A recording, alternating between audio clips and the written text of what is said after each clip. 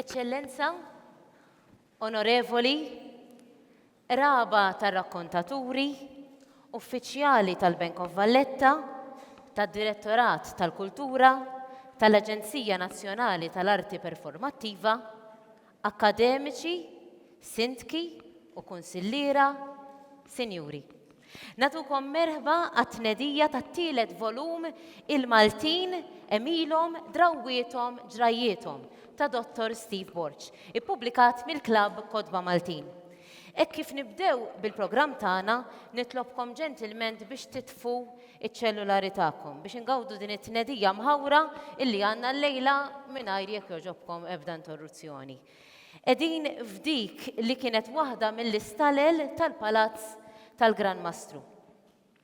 Nixtieq mill-ewwel nistieden issa lill-Eċċellenza Miriam Spiteri de Bono, President ta' Malta, biex tagħmel id-diskors tagħha. Però qabel xejn nixtieq f'isem Steve nirringrazzja lill-Eċċellenza u lill-uffiċjali tagħha, ir-rakkontaturi u l-familjari tagħhom, id-diriġenti ta' Nexus Lighting and Video, il-Bank of Valletta, id-Direttorat tal-Kultura fih dan il-Ministeru tal-Kultura, Artijiet u Gvern Lokali u l-Aġenzija Nazzjonali tal-Arti Performattiva. Il-lejla tajba, iltqajna hawnhekk għat-tnedija tal-ktieb Il-Maltin Emilhom Drawwietom Ġrajjietom. It-tielet volum minn dis-sensiela. Din il-pubblikazzjoni qed tkompli tikkontribwixxi għat-twessieħ tal-letteratura etnografika u storika ta' Malta. It-tielet volum tal-Kullana Il-Maltin ikompli vjaġġ li beda b'passjoni u b'sens ta' appartenenza għall-eruq soċjo-kulturali tagħna l-Maltin. Jgħin biex ikompli jikkristallizza esperjenzi u bekk jissalvagwardja il-memorja kollettiva ta' ġensna. Il-kitba ta' Borch li sar awtur stabbilit fil-qasam etnografiku tħallat is-sena tar-riċerka metikoluża mal-memorja tal-għarfien popolari. Din it-teknika tagħtina stampa ħajja u awtentika ta' min aħna bħala poplu. U dan mhux biss fil-ġrajiet il-kbar li naqxu il-perkors tal-istorja ta' pajjiżna, iżda wkoll f'dawk il-karatteristiċi u fl-espressjonijiet li ngħixu ta' kuljum u fil-valuri li għadhom jiġu mgħoddija minn ġenerazzjoni għall-oħra. Inħoss li l-pubblikazzjoni ta' dawn it-tliet kotba ta' dak li beda bħala proġett informattiv kważi nostalġiku evolva fi proġett ta' konservazzjoni u ħarsien tal-identità tagħna. F'epoka fejn ħafna kulturi jħossuhom medda mill-globalizzazzjoni, xogħlijiet bħal dawn jitfgħu dawl fuq il-wirt intangibbli tagħna li jinkludi fih l-irsien, l-esperjenzi, iżda fuq kollox ir-riflessjoni tal-Malti fuq id-dinja ta' madwaru. Kif tul iż-żminijiet kienu ħossu parti mill-ambjent ta' madwaru, l-ambjent naturali tar-raba, tal-blat u tal-baħar u wkoll l-ambjent rurali u soċjali. Tassew jolqtok il-fatt li f'gżira daqstant żgħira bħal tagħna tul is-snin evolviet f'tant angoli li jiddistingwixxu lilna minn ħaddieħor, raħal minn ħaddieħor, komunità minn oħra u fuq kollox ġew imnaqxa l-uniċità tal-esperjenzi li jaġnu l-psike tal-Maltin. Esperjenzi li ħallew marka fuqna u li huma miġbura fis-subkonxju tal-ġens tagħna fl-evalwazzjoni ta' valuri li ħafna drabi hemm il-ħtieġa li nieqfu u nirriflettu fuqhom biex naslu għal eruqhom. Dan sabiex nifhmu lilna nfusna u lil xulxejn aħjar. It-tielet volum ta' Steve ikompli għal riflessjoni dwar dawn l-eruq tagħna fil-waqt li permezz ta' dokumentazzjoni diretta minn sorsi primarji jidħol fil-fond u jenalizza d-differenzi bejn Malta tal-bieraħ u Malta tal-lum.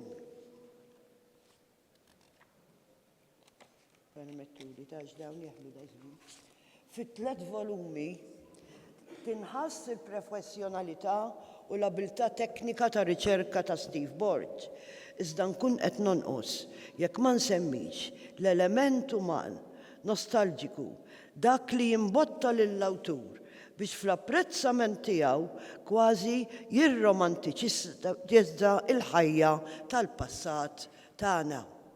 Permezz tar-rakkonti, l-awtur jidħol fir-ruħ tal-anzjani li jintervista u li permezz tagħhom kull darba jintraċċa storja oħra li tikkontribwixxi mar-rakkonti kollettivi u li huma imprezzabbli biex aħna u ta' warajna ikollna stampa ċara dwar il-ħajja ta' dawk li ġew qabilna. Element li jolqotni b'mod speċjali minn dan it-tielet volum huwa l-isforz biex prattiċi li għal xi ħud huma żgħar jew sempliċi qed jinkitbu u jiġu maqsuma mal-qarrej sabiex id-drawwa u l-użu tagħhom ma jintilifx. Qed nirreferi għal prattiċi li għandhom x'jaqsmu mar-raba, mal-baħar u rrid insemmi wkoll partikolaritajiet kulinarji għaliex ir-rakkonti jinkludu wkoll referenzi għal ikel u tisjid tradizzjonali li minn lokalità l-oħra ikollu varjazzjonijiet. U jiena informata li l-lejla wkoll se dduqu xi ħaġa tipikament mir-rokna tar-Rabat ta' Għawdex. Veru Steve? Għamilta? All right. Din ir-riċerka storika folkloristika tajn l-qarrej jifhem aktar fil-fond il-preokkupazzjonijiet li jgħixu dawk li ġew qabilna, partikolarment fil-perjodu ta' bejn l-ewwel u t-tieni gwerer dinjin. Perjodu li wkoll ġab miegħu żvilupp qawwi politiku u soċjali. U 3 volumi ta' Borch huma ta' sfond għal dawn l-iżviluppi. F'dan it-tielet volum nerġgħu niltaqgħu mas-sinċerità li l-awtur jirrakkonta bija l-istorja tal-popolin Malti u Għawċi. Kważi tistħajjer li waqt li qed taqra qed tisma' lilhom stess jitkellmu minn bejn il-linji tal-linka. U l-istorja toħroġ ċara bil-mod onest li beħ Steve jippreżenta r-rakkonti tal-personaġġi u xi drabi ta' familji sħaħ. Fir-rapportaġġ tar-rakkonti, Borch iperreġ sentimenti ta' ferħ, ta' traġedja u fuq kollox ta' ħila. Jindika kif il-Malti jaraf joħroġ b'risposta jew soluzzjoni pronta għal dak li jkun qed jaffronta. Ir-reżiljenza li hija waħda mill-attributi tal-ġens tagħna. Dan il-volum, bħal volumi ta' qablu, joffri spazju ta' edukazzjoni u memorja ħajja. Għall-istudenti, għall-allima, għall-ammiraturi tal-kelma Maltija, il-ktieb huwa pont letterarju li jgħaqqad ġenerazzjoni ma' oħra. Għall-qarrej ordinarju huwa tifkija ħajra u awtentika ta' dak li għamilna Maltin daqshekk ġens daqstant distint li blaraq ta' ġbinu bil-fidi feħ innifsu u bil-kreattività sissa dejjem irnexxielna naslu. Għalhekk irratħaj li Steve Borch għall-ħidma tiegħu bla waqfien bħala kittieb u riċerkatur li għaddej bil-ħidma tiegħu biex ikompli joffri lilna u lil dawk li jinteressom kwadru aktar wiesa ta' dak li għamilna dak li aħna. Għaddej b'ritmu qawwi fuq ix-xogħol tar-raba' volum u qalli wkoll li dan ir-raba' volum ser ikun hemm referenzi konsiderevoli fih li jolqtu lill-Għawdex, għaliex in-nuqqas dwar Għawdex fit-tielet volum huwa dovut għal fatt li dan it-tielet volum il-parti l-kbira minnu ġie maħdum waqt il-pandemija. Lil Steve nirringrazzjah minn qalbi tal-kontribut siwi fil-qasam tal-etnografija u fiż-żamma tal-memorja kollettiva tal-Maltin. Il-kwalità tiegħu fl-aħħar mill-aħħar il-kitba tiegħu hija qatt ta' mħabba kważi tanġibbli lejn Malta u lejn il-Maltin. Nawgura li dan it-tielet volum ikun suċċess u jkompli anqal interess ġdid fil-wirt kulturali tagħna. Jalla x-xogħol ta' Steve ikun ta' ispirazzjoni għal ġenerazzjonijiet ġodda ta' awturi, riċerkaturi u ħassiba. Grazzi u proset minn qalbi, Steve. Nixtieq nistieden issa lis-Sur Ernest Aġus, Chief Manager Operations tal-Bank of Valletta, biex jagħmel indirizz qasir. Il-Bank of Valletta taw research grant lil Steve biex ikompli jirriċerka l-materja prima li ġabar. Jikseb tarif addizzjonali minn verifikaturi sekondarji u jikteb l-annotazzjonijiet illi huwa miżawd bihom dan il-volum. Eccellenza, onorevoli, mistedni distinti, Steve, huwa ta' onur għal Bank of Valletta li permezz tal-fondazzjoni li waqqaf huwa parti minn dan il-vjaġġ ta' 4 kotba sabiex isawru u jipproteġu u jżommu fil-memorja ta' kulħadd dak kollu li huwa Malti. Ma naħsibx li hija kombinazzjoni li t-tnedija ta' dan it-tielet volum qed issir f'dan il-post hekk mimli bi-storja u rikkezzi simili għal dawn il-kotba u għat-tielet ktieb li huwa mimli b'rikkezzi, memorji, ritratti u wkoll riċetti kif semmi tajjeb ħafna l-eċċellenza. Għal-Bank of Valletta dan huwa għal qalbu ħafna huwa parti mill-pilastru ewlieni dak tal-istorja, l-istorja kulturali u dak kollu li jiġi mal-patrimonju Malti. Il-BOV huwa sinonimu li jissapportja dak kollu li huwa Malti, kemm f'dak li huwa storja, l-aspett soċjali, uman u dover li nagħtu lura lill-komunità. Fil-waqt li nirringrazzja l-Steve ta' dan il-vjaġġ li qiegħed jagħmel tal-4 kotba, nawguralu kull suċċess b'dan il-ktieb u jalla jkun hemm awturi oħrajn u nies oħrajn li jippreservaw dak kollu li hu Malti u serħu raskom li l-BOV ikun qiegħed warajkom u dak kollu li huwa Malti. Nirringrazzjakom tal-attendenza u tas-sapport.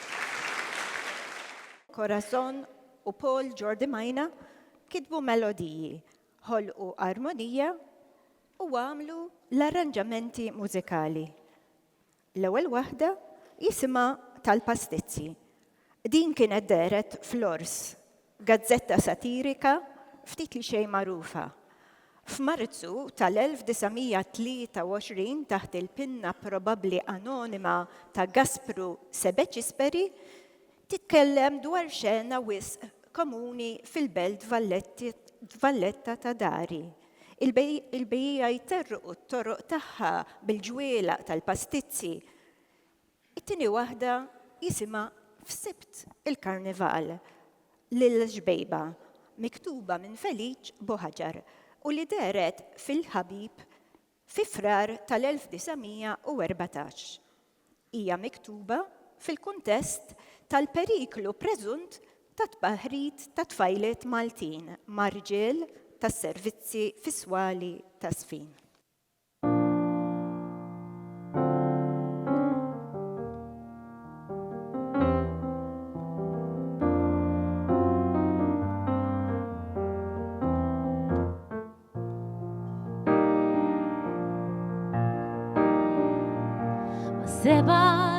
fil-lodu noħroġ kien ja sidi b'turtira sħan ġoidi nitlaqa fejn is-suq għajta nitfa fil-ħin waslu tad-deredin għajta nitfa fil-ħin waslu tad-deredin f'nofsija imbiħilek għal-oħra biġri mmur u dritt tal-fuq is-sur nitlaqlek bija jien għaw najta nitfa ġbin tar-rabat sħan tajbin għaw najta nitfa ġbin tar-rabat sħan tajbin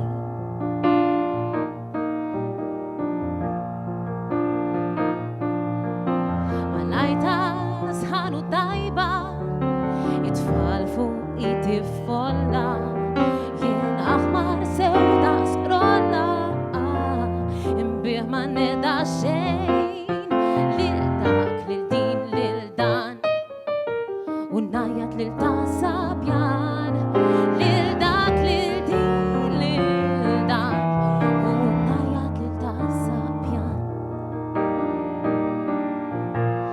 Meta din imbieħa tlon koħra immur inġib u għawn kull min insib f'wiċċuna jgħatlu jien kaldi għadhom ħirġin duquhom għax tajbin għax kaldi għadhom ħirġin duquhom għax tajbin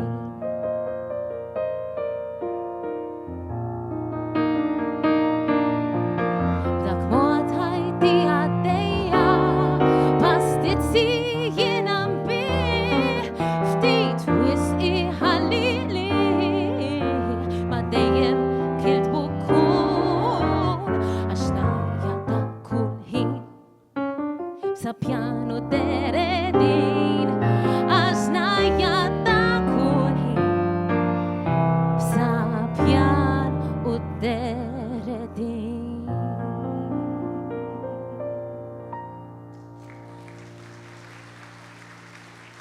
Grazie.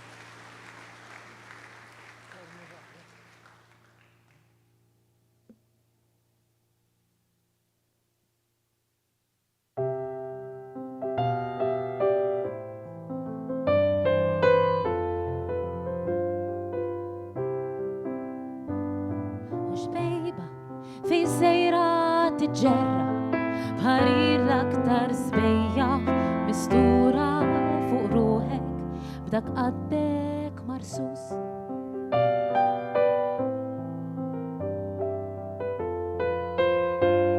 fej sejra daħqana jaqaw jistennik ximkinijiet tistix taħbi xejn l-arus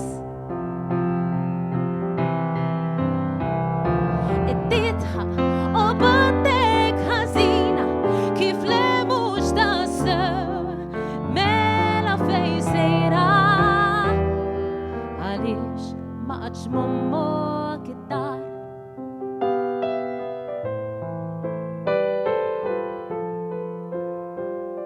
jaqaw issa fimt sejra l-ballu titqabbes tiddieħa tixxala għalik li bqajt mommok aħjar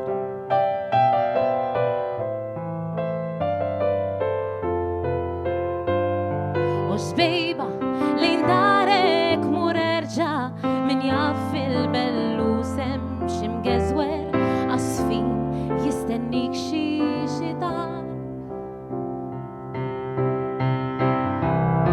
id-ditħa u baddek ħażina kif le mhux tassew mela fejn sejra għaliex ma bqajtx mommok id-dar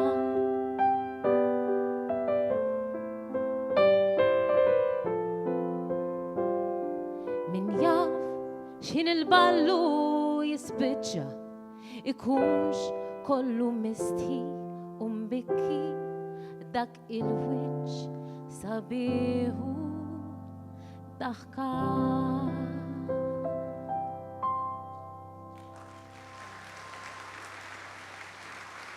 Sinjuri, Paul Jordan Majna.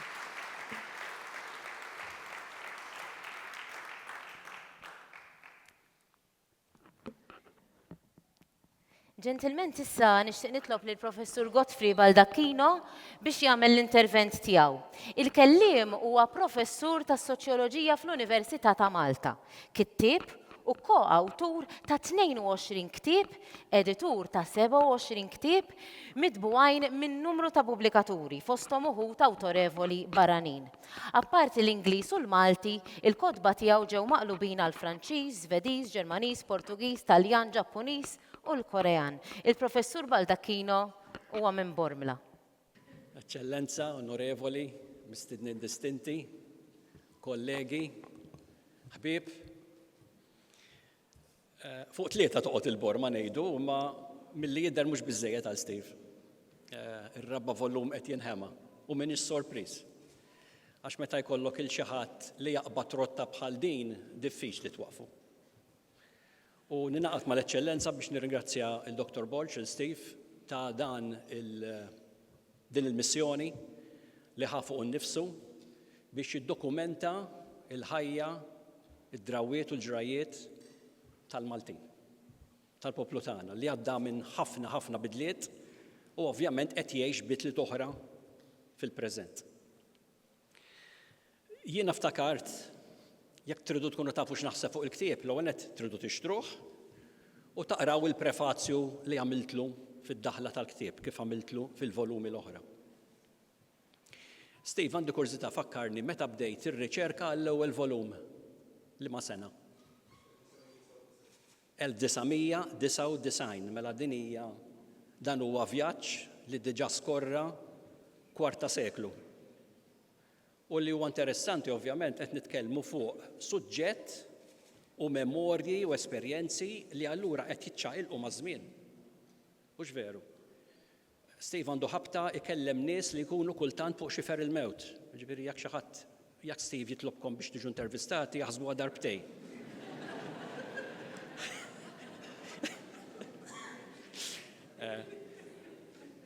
U ovvjament Steve qed ifittex persuni li għaddew minn esperjenzi li ġuħod minnhom m'għadhomx jeżistu madwarna, saru biss nostalġija kif diġà ntqal illejla. U t-tendenza hija kif tafu dawk minnkom li raw il-kotba tiegħu li jintervista nies li għandhom bejn u ieħor 80, 90 anki 100 sena u ġieli anki fuqhom. Mela qed nitkellmu fuq faxxa ta' nies għadhom ħajjin, anzjani u għad għandhom il-fakultà li jiftakru l-esperjenzi, id-diskorsi, l-episodju li għaddew minnu. U allura dik il-tieqa tiżżerżaq ma' żmien, iż-żmien ma jistenna l-ħadd. Jiġifieri jekk Steve kif smajna llejla se jibda jew qed jaħdem fuq ir-raba' volum u xorta qed ikellem nies li għandhom 80, 90, 100 sena, mhux se jitkellmu fuq l-esperjenzi li seħħew meta dawk li kellem għall-ewwel volum kellhom 80, 90 u 100 sena, għax il-ħajja qed tkompli. Il-ħajja u żmien ma jistenna l-ħadd. Jiena n-nota tiegħi li għamilt malajr illejja hija di ktibt. Fejn tmajt insib il-ġebel sibt tafal merħi. Għal dawk minnkom li huma konxi u għandkom għarfien tal-kantilena ta' Petru Kaxaru, din għalija hija parti mill-poeżija li stajt nifhem, li l-iktar stajt nifhem, għax miktuba biex ngħidu hekk b'Malti li għadu relattivament attwali. Il-bqija tal-kantilena inkitbet bil-Malti ta' dak iż-żmien. Li għalina llum ħafna minna se jsibu diffikultà kbira biex jifhmuh. U din qed ngħidha biex niftakru li n-natura li għamilna Maltin, il-kunċett stess ta' xi ġifieri tkun Malti, qiegħed jinbidel ma' żmien u bil-fors irid jinbidel. Għax jekk ma jinbidilx isir fossila. U fossila mhux xi ħaġa ħajja. Nagħlaq birri nirreferi għat 3 punti ewlenin li fl-opinjoni tiegħi jagħmlu kapulavur minn din il-kollanna ta' kotba ta' Dr. Borch. Waħda hija l-memorja, ir-referenza għall-esperjenzi li għaddew dawn in-nies, il-kapaċità tal-intervistatur li jirnexxielu joħroġ minn dawn in-nies, dawn l-esperjenzi f'daqshekk dettall. It-tieni hija r-riċerka. Allura, apparti l-esperjenza tal-bniedem, individwu jew individwa, qed nitkellmu wkoll dwar kuntest iktar wiesa, storja, ekonomija, żvilupp. U t-tielet il-lingwa. Inti meta taqra x-xogħol ta' Steve, mhux biss taqrah, trid tistudjah. Trid tifhem x'qed jipprova jgħid, mhux veru. U tinkwetawx għax se jgħidilkom x'qed jipprova jgħid. Ġifieri l-ammont ta' ċitazzjonijiet u referenzi li hawn f'daw il-kotba huwa voluminus. Għalhekk huwa kapolavur, fl-opinjoni tiegħi. U nistennew iktar volumi, Steve. Ir-raba' volum qed isir u min jaf, forsi anki il-5 volum wara dak. U mbagħad ma tibqax tistaqsini biex niktiblek il-prefazzi. Grazzi u proset.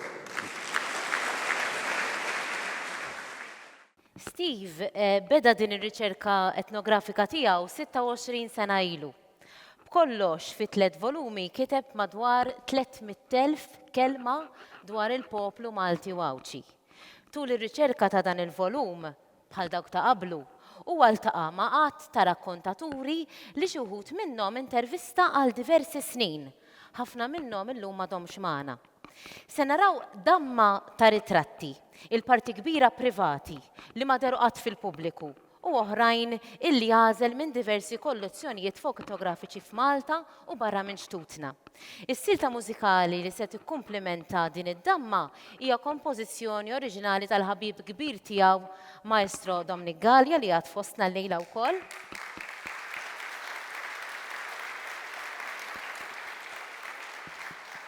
L-isem ta' din il-kompożizzjoni li se nisimgħu fil-sfond huwa Saj, meħuda mill-album World War II Impressions illi fih ukoll hemm il-kollaborazzjoni ta' Steve.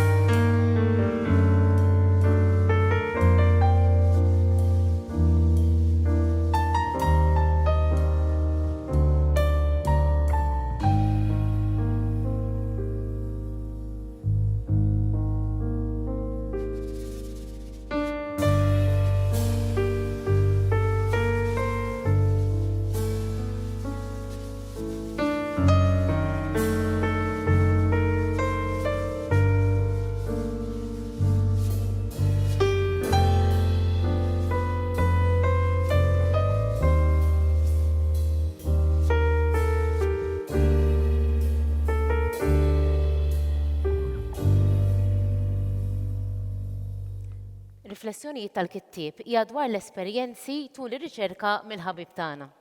Tul din il-preżentazzjoni viżwali, Steve se jkellimna dwar kif sawwar it-tarif etnografiku miġbur bix-xhieda bil-fom ma' dokumenti mhux ippubblikati illi jevalwa fl-Arkivji Nazzjonali ta' Malta.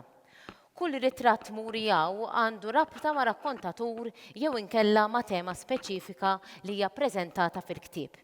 Se nisimgħu numru ta' audio clips bl-ilna tar-rakkontaturi kif ukoll 4 siltiet qosra moqrijin minn Dottor Simon Ingwanes li dejjem taqra fit-tnedijiet tiegħu.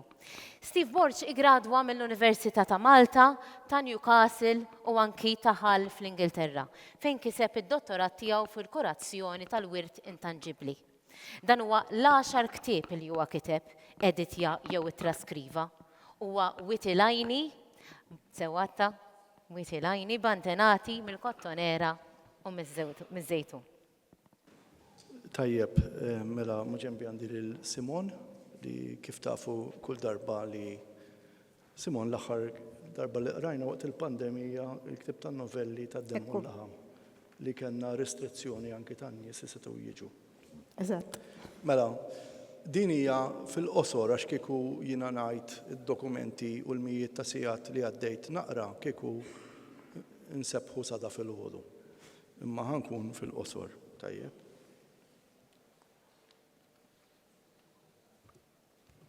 Mela dan huwa it-tielet volum mis-sensiela il-Maltin emilhom drawietem ġrajjietom. Meta ħsibt tat-titlu beda jkellimni it-titlu u wis probabbli tnebbaħt minn nannuwi minn Witilajn li kien sajjiet ta' nisa żejtuni għaliex kont konxju x'qed jinkiteb bil-Malti u li hemm ommissjoni sħiħa lin-nies bħalu ishom dawn fit-tfuliti id-dinja tagħhom ma toċ. L-ewwel tifkiriet li għandi bħala tifel mhumiex f'Malta ma fl-Ingilterra missieri kien UK rating mal-flotta Angliża mar-Royal Navy konna ngħixu hemm għal żmien qasir. Imma l-ewwel tifkiriet li għandi huma ta' Plymouth u l-Inħawi fil-fatt jien uħuti konna hemm sentejn ilu biex nittraċċaw il-postijiet fejn konna mmorru. U jista' jkun li kien minn hemm li tnebbaħtu kollha l-imħabba għall-ambjent naturali. Mbagħad sibt ruħi magħkom Malta. Ikolli ngħid u ma niddeq xejn ngħidha li meta kont qed nikber dejjem ħassejtni qisni mhux f'post tiegħu. Li qisu Malta ma tindirizzax dak li għandi f'moħħi. Jista' jkun għax kont ukoll nilab mat-tfal tas-servizz Ingliżi għax missieri kien mbagħad jaħdem mal-kaptan ta' Sant'Angelo. Allura dejjem ituna l-kotba li jkunu qraw huma u jien u oħti kellna patafjum kotba x'naqraw iktar minn ħadd ieħor. Il-ħin kollu naqraw. U nistgħu ngħidu l-ewwel darba li tiġini tifkira ta' Malta hija meta nkalja l-bastiment Grieg Angel Gabriel f'Settembru ta' 1969 meta jiena kont se nibda l-primarja u Malta. Il-memorja kollettiva li jiena nisħaq ħafna fuqha hija imnebħa minn Maurice Ebvex li kien ħassib Franċiż li kellu iż-żewweġ familja Ludija kien tkellem ħafna fuq il-memorja kollettiva. Li llum dan il-mudell huwa aċċettat u użat minn anki pajjiżi sħaħ. Il-pajjiżi sħaħ li l-memorja kollettiva tagħhom jimxu fuq il-metodoloġija li rrakkomanda dan l-istudjus Franċiż. Ironikalment, miet f'kamp tal-konċentrament Buchenwald fil-Ġermanja. Imma ħalla legat enormi warajh.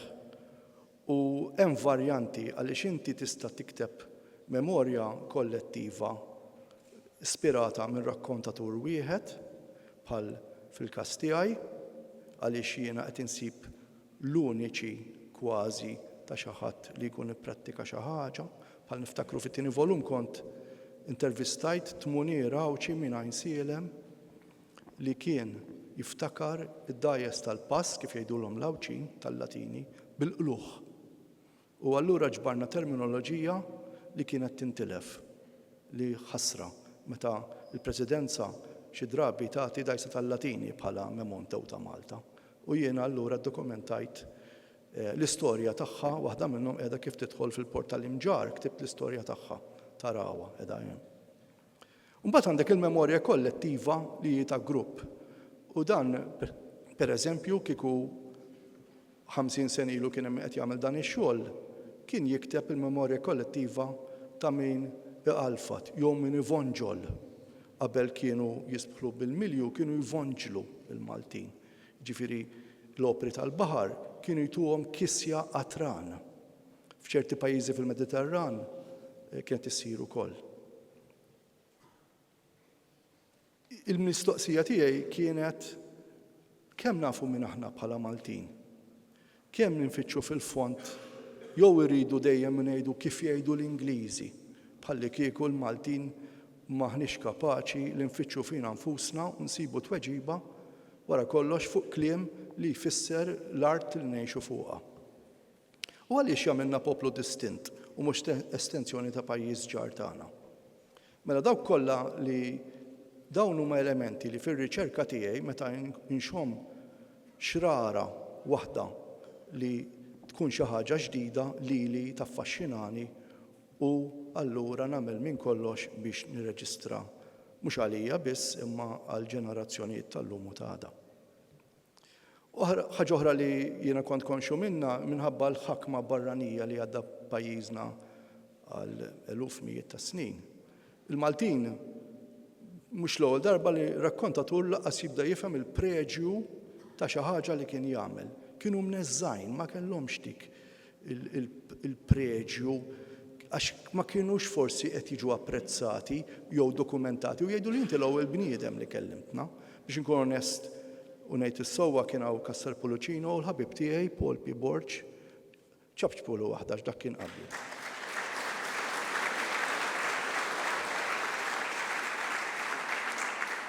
Paul P. Borch li mħabba li kellu u d-dokumenta l-Selmun li għandi bil-Malti u anki bl-Ingliż wera li isma' anki l-eli u l-ħitan għandhom l-istejjer tagħhom, anki l-bdiew għandhom l-istejjer tagħhom, u dawn huma nies li forsi dak iż-żmien ma kienx jaf li kien li qed jinfluwenzawni wkoll biex jiena nieħu dik ix-xeħta ta' kitba. Ikollok ukoll weġġat ta' qalb meta inti taqra x'qalu l-barranin dwarna, pereżempju il-Maltin f'Ġibiltà, l-isqof ta' Ġibiltà, fittra minnhom fissirna bħala l-iskart tad-dinja. Skardella kien kuljum, l-iskart tad-dinja. U f'telegramma li rajt mibgħuta minn Portside fejn kien komunità kbira ta' Maltin lil Malta li mbagħad iċċensuraw għall-Ingliżi biex ma tkunx reġistrata ma jien rajt it-transkript oriġinali. Il-Maltin li bdew jaslu Portside fissruhom bħala mhux ta' quddiem in-nies. Unsightly l-kelma. U dik tweġġa għax qed titkellem fuq in-nies ta' pajjiżek. Però biex inkun qed kollox, jiena xi ħadd qal li jekk il-kitba tiegħi darba kont intervistat fuq ir-radju jekk hijiex nazzjonalistika mhijiex għax meta l-Maltin ħamrulna wiċċna ma qatx niddejjaq, jiena l-verità huwa r-riga tiegħi. Dokument irrid ikolli evidenza bil-miktub jekk huwa xi ħaġa li għandha ċertu toqol. Allura xi drabi meta xi ħadd jgħidli xi ħaġa jekk ma nsibx evidenza, noqgħod attent.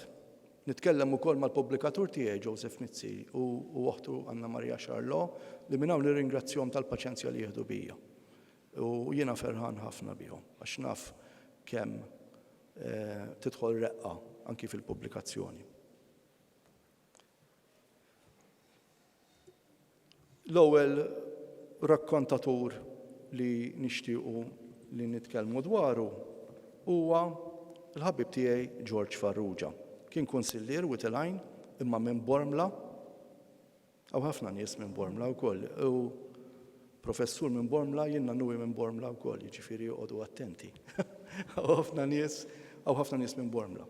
U naħseb li ħassejt li ċertu kburija għaliex Bormla sfortunatament il-preġju tagħha għadu ma ħareġ il-kontribut li tat lil Malta. U George, tfulitu missieru mix-xara għawdex. U tfulitu ħajdinna ħabib tagħna tas-sound nisimgħu l-ewwel biċċa żgħira audio clip x'kien jagħmel fix-xara George. Niftakar konna morra fl-liqiet għandna kienu li naħa tal-ġigantija u konna naqtu l-eneb. Huma jaduru xinxul. Għal u teneb jadu xinxul. U eneb abjad jew aħmar? It-tnejn kella, it-tnejn. U daw kienu ikunu meta kienu jagħmlu l-idwili għawdex, kienu jkunu mifruxin mal-art jew fuq speċi ta' kannizzata? Maqtuwejn. Le, minna li fuq mal-art, minna li mal-art kienu. Ħalluhom jinfirxu mal-art. Ħalluhom jinfirxu mal-art. Mhux jaqtawhom fuq Le, speċi ta' xi trippiet. Aħna konna naqtawhom konna marru web u nieħdu. Inti taqta' fil-mezza biex tgħinha jew taqta' għali? Le, naqta' għalija biex niekol. Aħna konna mqarbin ta'. George, l-ikbar part l-għonet kont komdu ħafna li nitkellem ma' George, mhux għax ma' oħrajn li ma' George kien mimli umorizmu. L-affarijiet jara il-parti umoristika tagħha, anki jekk ikun hemm forsi xi ħaġa li mhix daqshekk umoristika. George kien iservi mal-Armata Maltija ġol Ġermanja. Dortmund fost l-oħrajn, meta fis-snin 60 mijiet ta' Maltin kienu qed iservu mal-RMA 3rd Regiment ġewwa l-Ġermanja. Kienu parti mill-British Army on the Rhine. Issa, din ukoll xtaqt li nitkellem dwarha, dawn in-nies qed jitilqu. Dak iż-żmien il-Maltin kien hemm numru ta' soldati li kellhom kamra tar-ritratti. Hemm bżonn li niġbruhom dawn l-esperjenzi. Għax kif jitilqu huma hemm periklu li jintremew. Tajjeb? Ħa nisimgħu 3 clips ta' George li qed jitkellem dwar l-imġiba tal-Maltin u x'esperjenzi għadda minnhom fil-Ġermanja. Tajjeb?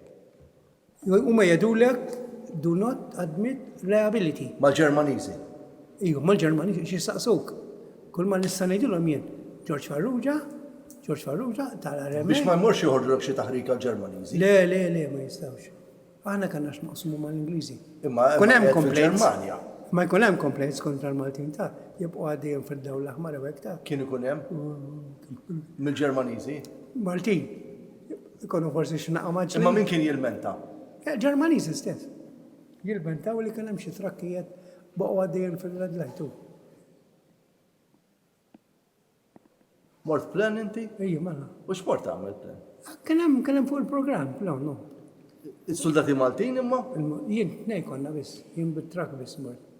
Jiġifieri soqt plan Waħdi. għandek ġibda enormi. 600 kilometers. Għalhekk qed ngħidlek. U x'mort tagħmel bit-trakka? Kont bottix mort, nalli biex mort nġib xi fran minn hemmhekk. Għax insejt jiġifieri. Naf li darba mort nġib xi fran. U meta mort hemm jien. Fran ta' xiex? Fran ta' li konna nużaw. Imma fran għal-ħobs tal-ikel jew Le, fran? fran għall-ikel. Biex kont meta konna mmorru l-exercises, konna naħdu għamana u jisajru fihom. Bat niftakar li meta kont hemm, waqaf biex jinsraħ, naqret lu suq driver. Għalla ma nafx jinsu, għetna ma nalfet suq ġejt miegħi. U blajt 600 km għalli. Li lem? U law, mux ħanħalli għammu, jonġib xie Ġermaniżi suq li ju. Imma plan sabiħ ħafna. Iva, Dak li kellek inċident bih. ija. X'kien ġara eżattament? Xej, ħarġet li s-sġra minn nofs. Le, ħamiċċa. Dak kont qed insuq, right track Binari u bil fil-ħodu. Kont qed insuq, right track tal-BP kbir, kont qed ninħu licenzja. tal-BP. Tal-bit British Petroleum. Jiġifieri trailer tal-petrol da. Tal-petrol. Ġej kontrik. Ġeja kontrija, mek nsuq right hand drive tassi. Tfixkilt jien. U provajt ndawwar u f'dawwart on the left hand side. Il-truck skapolajtu. U tħalġu s-siġra. Siġra kbira. Iwa. Għantu għasam il-tela xejjen. Għalli s-surġan kien, għalli who was driving this truck, għetlu jien. Għalli how fast were you going? Għetlu 30. I'll give you 30 għalli. Missajtlu l-bumpers mux xin, mexxejtlu l-magna pulsellura u ixlu xazi. Il-truck ġibi għallar, bjur local repair. Kemm kellek żmien? Jena twilet fil-45, xi 18, bej 18, 18. U f'dawk bitrak ta' 18. Imma kienet ir-raġuni li lek tawk biex issuq trak. Għaliex konna għadin fuq konvoj. Per esempio, konna morna culture, exercise, fim. Mela, fil-qosor, l-ewwel waħda naħseb dak li kienu qed jipprattikaw il-Ġermanja ġabu magħhom. Is-soldati Maltin kienu magħrufa mal-Ġermaniżi li fuq il-dawl l-aħmar red light joħorġu bit-trakkijiet jibqgħu għaddejjin għala. L-oħra kienet li saq mal-1200 kilometru ma ieħor li ma kienx jaf isuq, ġifieri twikka vjaġġ ta' 1200 ħaseb li ieħor ħajkun il-xufier li ħajsuq lura.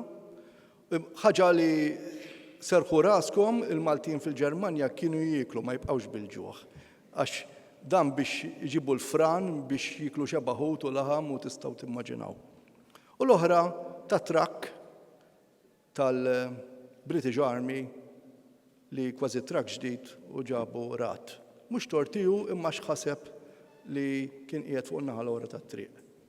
Kien parti mill-konvoj. Il-Maltin fil-Ġermanja soldati kienu assenjati l-iktar biex f'konvoj iġorru armamenti u ordinanza li tkun skadit obsolete material, ġifiri għal-transport. Tlaqna mill-ħabib tagħna George u ħataraw mappa tal-Belt Valletta fejn qegħdin. Xi ħaġa li ttini fajni ħafna jien huwa li ħallejna l-barranin isemmulna ismijiet ta' postijiet għall-kumdita tagħhom u aħna qbadna u ma ndigajniex l-isem kif inhu magħruf fil-lokal u di importanti.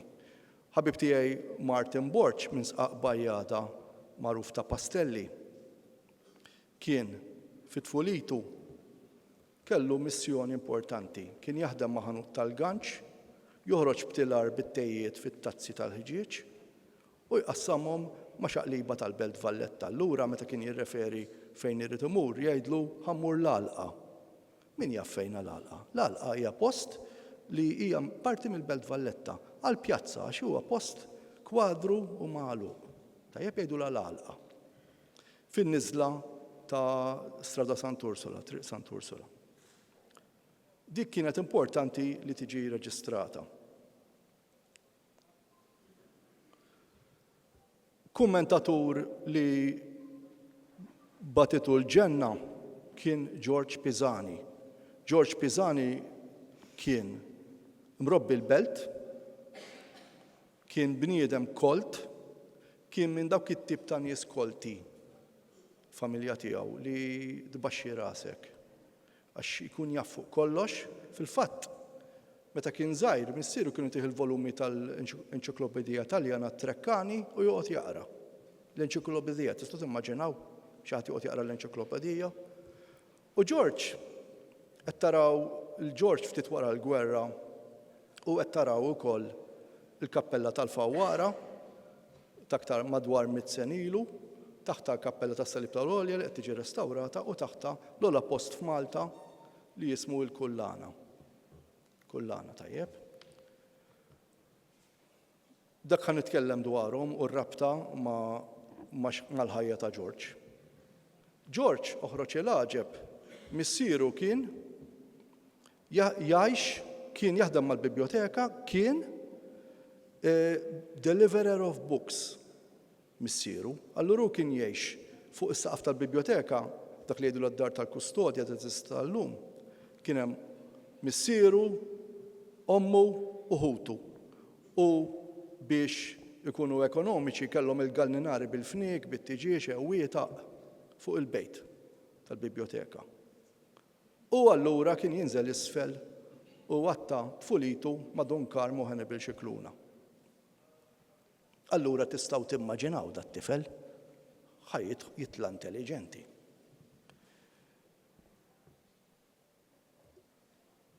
Ironikalment, missieru kienu ukoll is-sakristan. Ħanejda bil-mod għax twila di tal-kappella tal-konfraternità tal-Madonna tal-Karità fil-Knisja ta' San Pawl Nawfragu.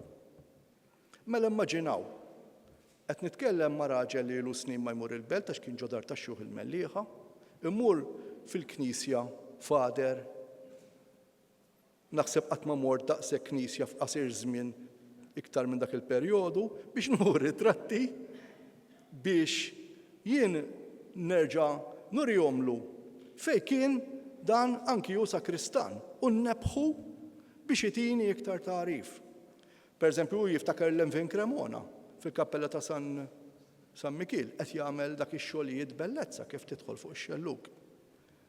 Jiftakar sakristan kif jibda li s-sakristan kien jorqod fil-kampnar biex bil-lejl jekk ikun hemm is-sajjetti wara 3 sajjetti jibda jdoq jiġbed il-ħabel anki b'saqajh biex in-nies iserħilhom moħħhom li tinkwetawx qed nieħdu ħsieb għal Maltin qed ngħid. U wkoll il-lozza li kellu għall-kappella tal-Madonna tal-Karità. Apparti minn hekk, araw xi ġmiel ta' ritratti. Hawnhekk hawn ukoll fostkom li intom esperti tal-fotografija bikrija Maltija. Dak qed naraw qabel ma twilet hu, ġifieri l-ewwel ritratt fuq ix-xellug, huwa ommu, ħuh, Salvu, Pawlu u Mari. Ittieħed lejl 1922. Iż-sbuħija hija li nannuh kien fotografu professjonali ma' Salvatore Cassar. Allura seta' jagħti l-aħjar lill-qraba tiegħu, mhux biss però biex tkunu tafu. Meta kienu dawn il-fotografi Maltin ta' dik l-epoka qabel il-gwerra jieħdu ritratt, ġeneralment kienu jkunu nies tas-servizzi, xi baħris jew xi soldat. U jekk ir-ritratt ma jogħġbux, mhux l-ewwel darba li kienu morru jagħmlu rapport l-assa tal-pulizija. U fin-nofs qed taraw lil Hutu dak imorru lura lejn xi 1920 u qed taraw ukoll raba tagħhom fil-belt. Dawn huma 3 fażijiet differenti tiegħu ta' George, ta' ħuh Salvu u toħtu Mari, kollha fil-jum tal-praċett tagħhom. U dan ittieħdu fis-snin 20. Kienu jintilfu dar ritratti kieku. Araw kemm hu pulit tal-bniedem. George Pisani, ommu fuq il-bejt u ħatarawh ukoll qed iġorr l-ilma. Taraw qed iġorr l-ilma, hemmhekk il-fawwara. U ngħidilkom għaliex. Il-kappella tal-Fawwara, ironikalment, u da fatt li ftit jafuh, taqa' taħt il-paraċa ta' San Pawl nawfragu tal-belt. Għaliex fis-seklu madwar 400 sen ilu tħalla bħala wirt inbniet il-kappella tal-Madonna tal-Karnu li għandha bżonn ir-restawr, għandha konsenturi. Qed nitkellmu hawnhekk hawn anki fostkom nies fil-ġudikatura kienu. F'epoka li kien hawn il-pina tal-mowt f'pajjiżna u fil-tmexxija tal-konfraternità, qed nitkellmu qabel is-servizzi soċjali meta kien hawn il-fratellanzi. Kien hemm membri tal-ġudikatura li ma setux jitħaltu man-nies komuni għaliex? Għax mhux l-ewwel darba li jkunu sentenzjaw nies għal forka. Mela allura kienu immorru bħala artir il-fawwara jitlaq qabelu l-ewwel jieħdilhom l-ordni tal-ikel mill-Gażin Malti, jitilgħu il-fawwara fejn titqaddes quddiesa u ikollu il-ħaxix frisk mant il-bdiewa. Kien isemmi ċertu Carmenu Bonello, kien dejjem jipprovdi il-ħaxix frisk lil dawn il-membri tal-ġudikatura li kienu jmorru jisom reklużi hemmhekk, jagħmlu xi 3 ijiem. Naturalment għax fil-gwerra baqa' fil-belt wieħed mill-ftit, peress li hu missieru kien jiftħu l-biblioteka u jsemmi f'dal-volum kif salvaw il-manuskritti taħt l-art fi xkejjer tat-Tiben, vażuni mill-palazz minn dal-palazz stess, vażuni Ċiniżi jsemmi. U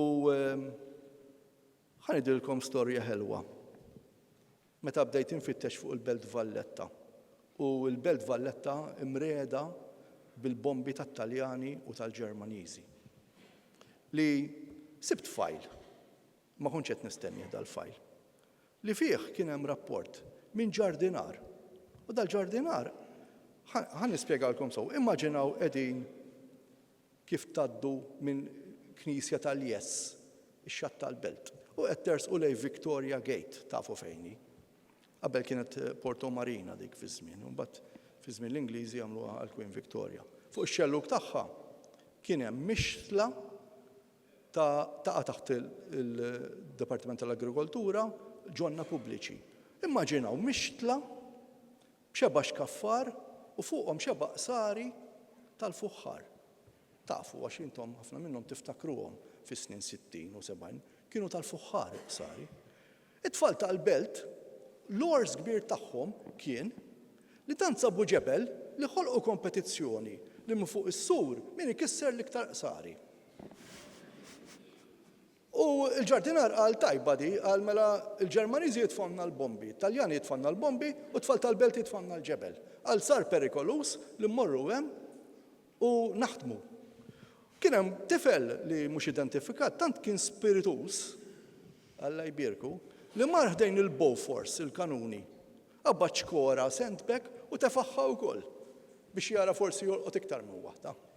U fir-rapport li fajl tipiku burokratiku tal-Ingliżi, għax l-Ingliżi għall-burokrazija ħadd ma jgħelibhom, xi ħadd qal nitolbu l-pulizija jiġu jagħmlu l-bit. Għallu kif jista' jkun il-pulizija qed jiġru wara n-nies midrubin u ħabba s-serq. Kien hemm ħafna serq ta' bqaqen, ta' roti, serq kbir ta' roti u ta' bqaqen biex jqattaw ix-xeltrijiet għax ix-xoffa tal-baqqun min jifhem tittikkaldjah, ix-xoffa jittikel.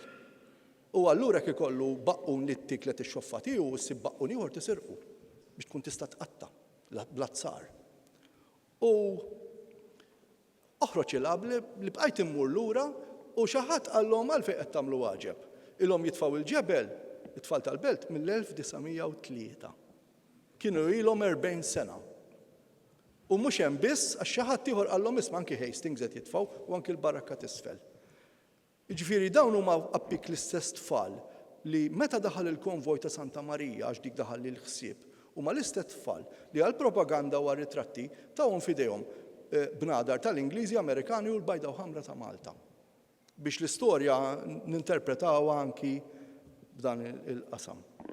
Issa, ejjew immorru lura għal ħabib tagħna George Pisani li kien fis-sinema jara l-film li dak il-waqt li l-Ġermaniżi kienu ġejjin fi frar ta' 42 madwar 200 ajruplan biex jitfgħu il-bombi fuqna. Ħa nisimgħu x'qalilna George dak il-ħin. U kif ħriġna wasanna Putirjal, ma donna xi ta' bombi. Ġifieri konta dak kif ħriġt inti? Konna wasanna fuq Putirjal. Mbagħad nżilna niġru lura u niġru ma' Assis ma' Don Lawrenz għalli għafellu. X'kien kull jomu Don Lawrenz? Kif? X'kien kull jomu? Don Lawrenz x'kien kun jomu? Assis Don Lawrenz Portelli, għawċi kien qiegħed viċi San Pawl dak. Portelli. Kien il-viċi tal-parroċċa ta' San Pawl. Ta' San Pawl. Allora meta kien xi bini kien jitlaq jiġri jagħti l-assoluzzjonijiet u dan qed tifhem. U inti mort fejn kien hemm ir-Reġent u sibt ħerba. Żgur mela. U bdejt tara l-midrubin ħirġin? Kif? Bdejt tara l-midruba ħirġin? Bdejt nfittex magħhom jien u naqleb l-ġebel ta' tifel li kontu. Kellek ta' tifel li kont. Kont ġuvnot. Mela. Kellek 18 sena.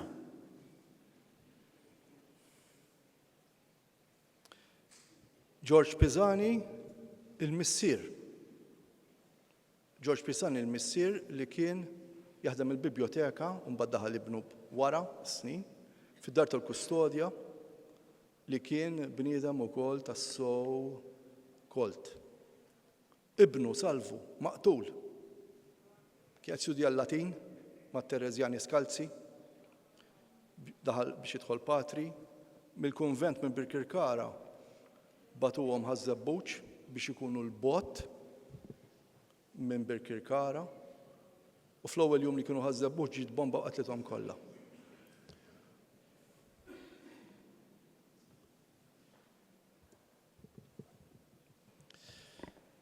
Araw dan naqra, araw x'għandna hawnhekk. Araw id-data, 3 ta' April 1942. L-assa tal-Pulizija kienet taħt it-Teatru Rjal. U ċertu Mary Piscopo għamlet rapport li minħabba li kienet fix-shelter qed tisken mill-bombi, insiet tilfet il-handbag. U di interessanti ferm għax meta l-eċċellenza tkellmet fuq ir-reżiljenza tal-Maltin, jien kelli dilemma din il-Maltin kif dak il-kuraġġ enormi. U ma kellix għal-bidu tweġiba, imma mbagħad hawnhekk qed tara x'kellha fil-handbag. Iċ-ċurkett, yellow metal with probably deb bil-ġawar, żewġ fafar tal-leħja, arloġġ tal-idej, ċavetta with probably tad-dar, torchlight biex tara fid-dlam, lukkett bil-kuruna tar-Rużarju u ktib tat-talb. U flus li jitilfet fejn fix-shelter ta' dan il-bini. Government Palace Shelter Valletta. U dan importanti. Jiena nistqarmakom, Eċċellenza, jiena l-Eċċellenza tiegħu il-President Guda da Marco meta kien President, kien jibatalija spiss, illi eħu te, eħu kafe. U darba laqatni ħafna għax li kien għalli diskors li ħasadni għalli nħossni waħdi għaw ġew. Tlu għaliex? Għalli għax jiena meta ngħaddi mis-swali mdawwar bil-barranin, mhux bil-Maltin. U allura nieħu spunt. Aħna kemm aħna konxi minn dan ix-shelter li kien fih Marja Piscopo li kienu jiġu il-Maltin jistkennu mill-gwerra. Mhux hawnhekk biss. Il-Knisja ta' San Dominku, l-kripta kienu jinżlu n-nies Maltin. Fil-mina tal-Verovija kienu jinżlu l-Maltin. Ġifieri kienu jinżlu. Però dan araw id-data ħbib tiegħi. It-3 ta' April 1942 l-assa tal-Pulizija fit-Teatru Rjal Belt Valletta. 4 ijiem wara waqa' Teatru Rjal. 4 ijiem wara. Tantu hekk u li di ħassejta li dan sibtu volum fl-arkivji li kellu daqqa ta' kantun fuqu. U li dal-volum dam ħafna biex inqala mit-terrapien u kellhom il-Pulizija iwaqfuh fl-aħħar rekord tas-7 ta' April u bdew volum ġdid għax dak kien taħt it-terrapien. U din hija l-istorja ta' Malta. Dennis Caruana għalli storja ta' so interessanti mhux twila dwar missieru is-Sexton. Propjament kienu jafuh bħala Manuel Caruana tad-Dawl. Dan kien is-sakristan u anki l-mazzier fil-Knisja ta' San Pawl Nawfragu. Hawnhekk qed tarawh ma' George Borch Olivier, ma' Monsignor Colejro, ma' Reġina Elisabetta. Hemm storja qasira u ħelwa li ibnu Dennis għalli mimlija aneddoti li huma tassew sbieħ. Waħda minnhom li hija perikoluża li kien jarma diversi knejjes u dan kemm il-darba waqa' mill-loli ferm ħafna solari waqt li qed jagħmel xi damask.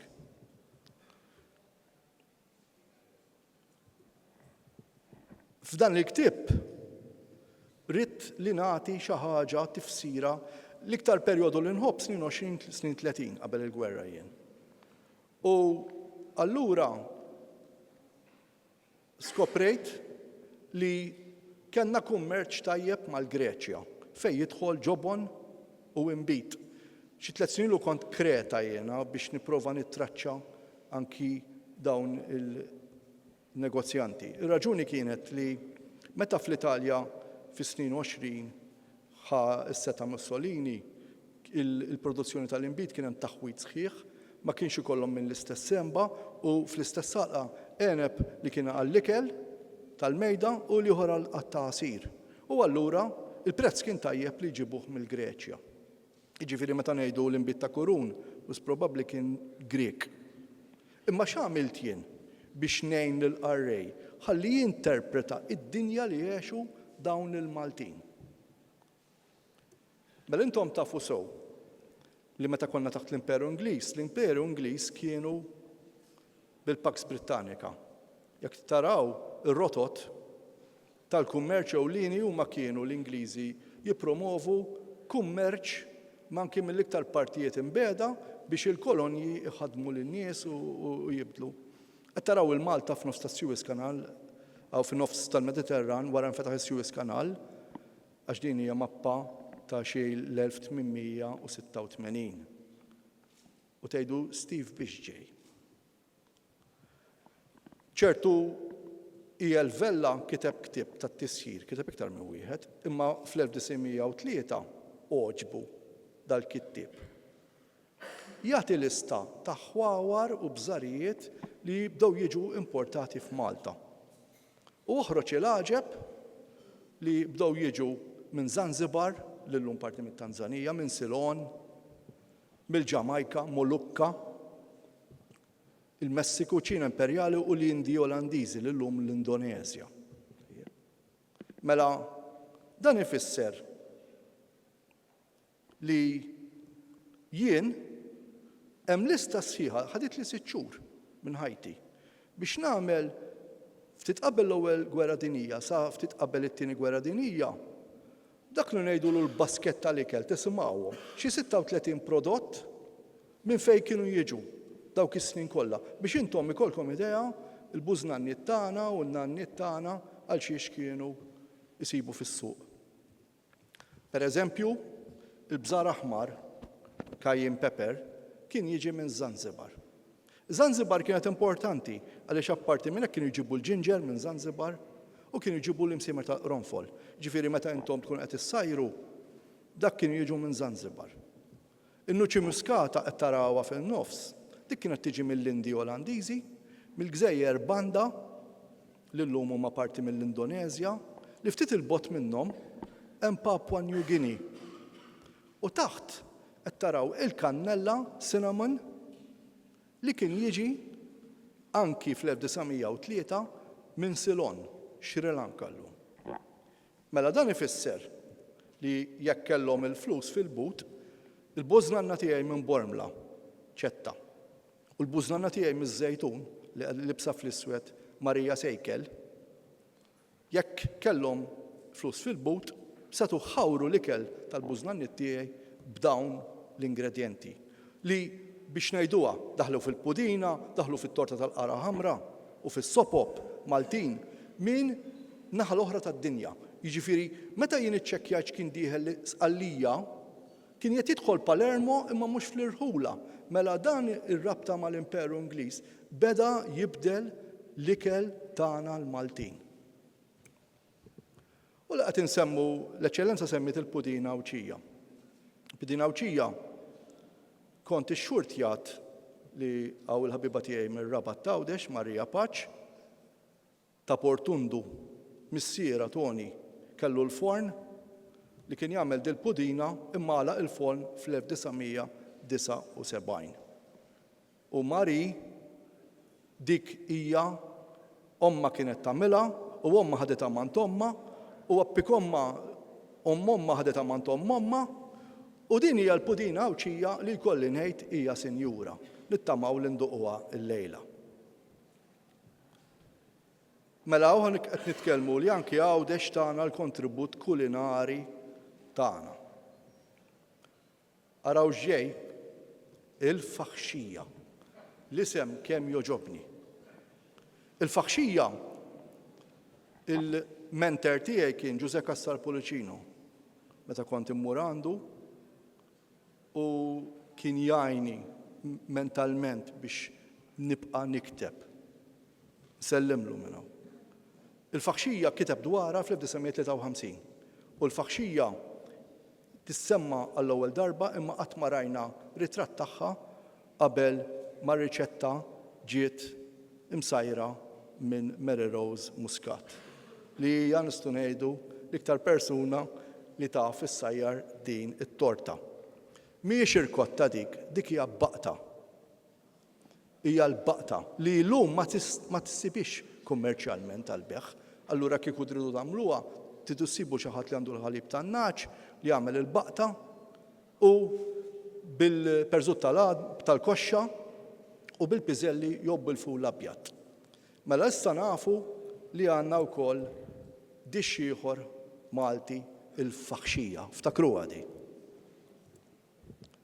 Ouija board. Ouija board mill-Mellieħa kien enċiklopedija fuq miżieb ir-riħ u l-Mellieħa u Ouija board, apparti li kien bidwi, kien ukoll baqqunier. U nixtieq li nisimgħu id-dbatija tiegħu meta kien qed ibaqqan tant xeltrijiet ma' għexieren ta' Mellieħin. Ouija board ikellimna. Is-sinti, x'kont tagħmel biex issarraħ idejk? Xejn. Ħabba t-teżżis tal-baqqun. Xejn. Għax hu jobżoq il-baqqun. U x'hekk? X'kissu kolonna qawwi. Ġenġelollu għalek. Żgur. Ma kontx it-tallan infafet. U ma jistgħu. Ma jistgħu xaw kan nibdalu kollu hekk. U bofet. U x'kont tagħmel għalihom? Xejn ħalihom hekk. Ma kont tfaxxixhom? La. Kien jifaqgħu nkunu nfaqgħu. U tibqa' taħdem misluħ. U tibqa' taħdem x'inti tagħmel? Toqgħod tħores? Ma tagħmel xejn? Ġifieri batejt. Ta' kollu id-doti. Ma tbagħtix, ma tgawdix.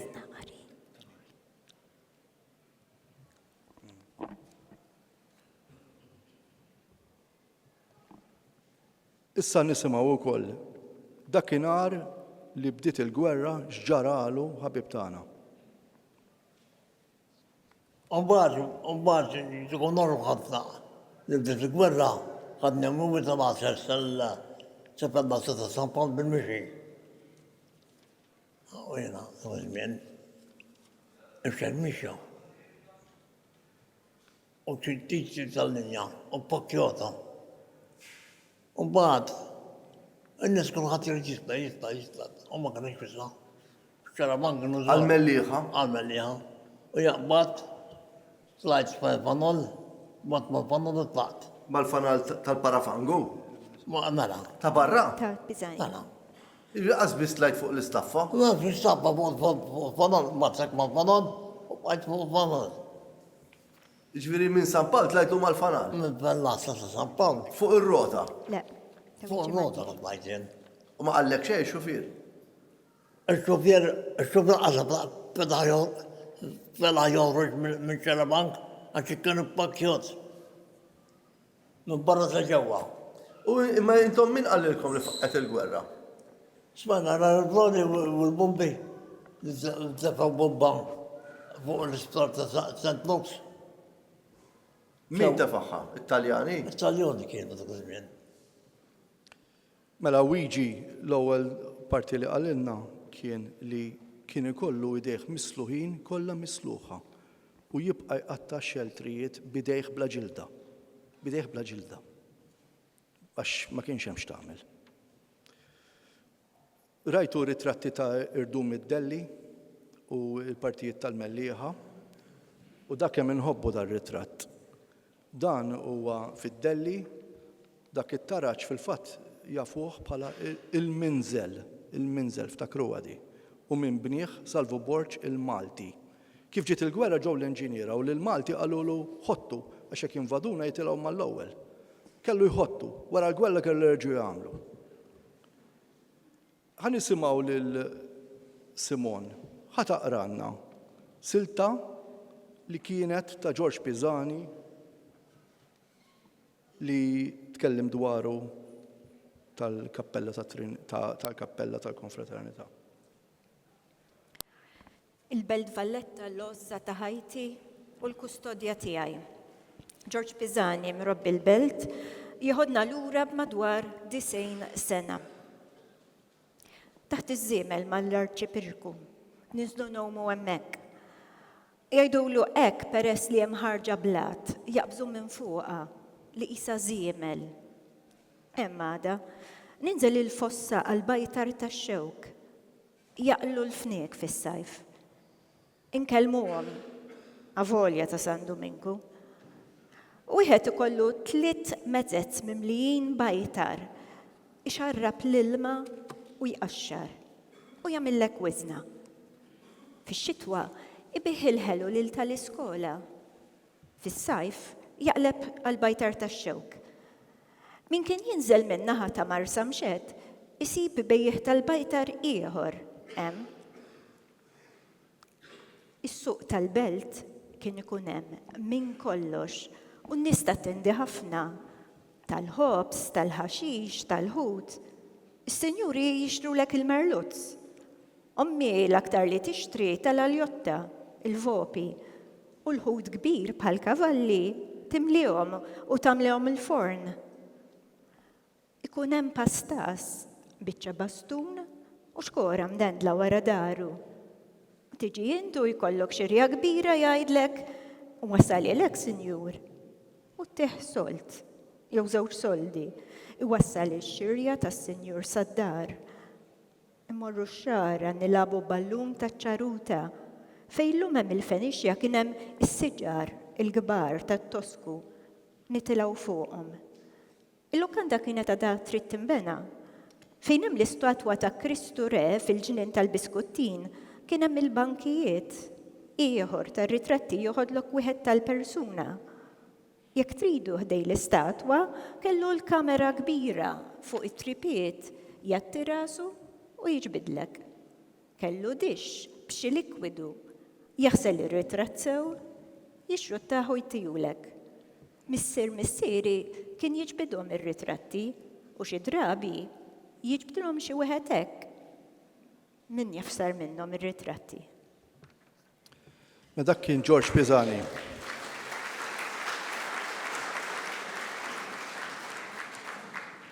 Lil Simon ħan istidina biex taqra silta minn dak li kella xi tgħid li Franġiska Baldacchino. Tassew interessanti. Isimgħu lil Simon. Mhux il-bot. Jum minnhom ommi qaltilna toqgħodux tagħmlu storbju għax illum il-missier se jweġġa.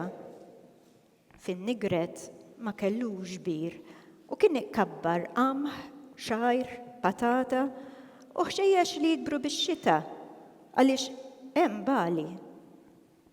Ġara li missieri kien fl-għalqa jaħdem u lemħu Messerschmitt. X'għamel da? Niżel għalih. Missieri telaq kollox u ntefa' taħt iċ-ċint tas-sejjieħ. Il-pilot raħ taħt iċ-ċint u beda jisparalu.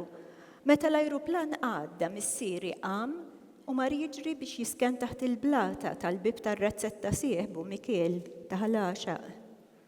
L-ajruplan dar għalih, raħ u xeħitlu bomba, appik xi hand grenade. Din ħadet, fetħitlu zaqqu beraħ u missieri qabad xkora biex iżomm kollox ġewwa. Il-kunjatu French ta' farfar li kien żewġ għaliq l-isfel daħal ġodwejra jistkenn u ma ġralu xejn. Imma bidwi ieħor, ftit ħbula aktar l-isfel, inqatel mill-isparar tal-Ġermaniż. Missieri minkejja li ferut ra kif mexa fisqaq fir-raba li jagħti lejn l-irtsiet tal-Marniżi u tija Mari, oħt ommi li kienet toqgħod hemm qalet dak Mikiel ġralu xi ħaġa għax rawħ mixi mawweġ. Wara missieri qal li beda jara kollox isfar peress li laqtulu l-fwiet.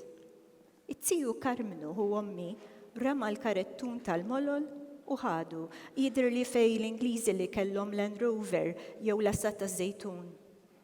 Minn hemm ittieħed l-isptar Vincenzo Buġeja f'Santa Venera, operawh u neħħewlu nofs il-fwiet għax kien kollu xrapnel.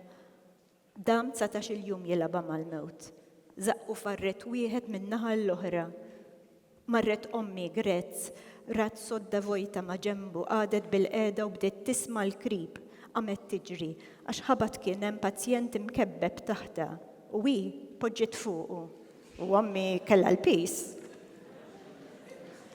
Qed taraw li l-grezz fir-ritratt ikolli ngħid Franġiska hija minħal biżbut miż-żejtun.